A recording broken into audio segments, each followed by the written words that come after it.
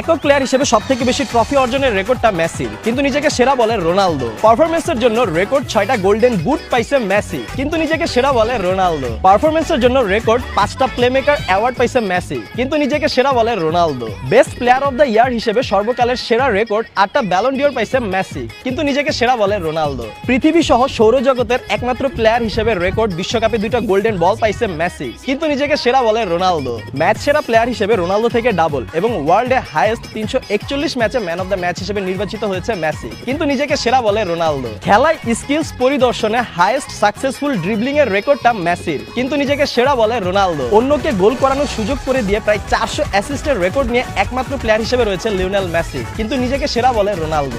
শুধুমাত্র man of the match না, সর্বোচ্চ প্লেয়ার অফ দ্য টুর্নামেন্টের রেকর্ডটাও মেসির, কিন্তু নিজেকে সেরা বলে রোনালদো। বিশ্বকাপের পর গত 3 বছরে মেসির পেনাল্টি গোল 3টা, কিন্তু রোনালদোর 70+। এছাড়াও সর্বোচ্চ পেনাল্টিতে গোল দেওয়ার প্লেয়ারও রোনালদো এবং সর্বোচ্চ পেনাল্টি মিস করা প্লেয়ারও রোনালদো, তাই হয়তো রোনালদো নিজেকে সেরা বলে। না, মেসি থেকে রোনালদোর 60টা গোল বেশি, তাই রোনালদো নিজেকে সেরা বলে, কিন্তু মেসি থেকে রোনালদো 160টা ম্যাচ বেশি খেলছে সেটা ভুলে গেছে।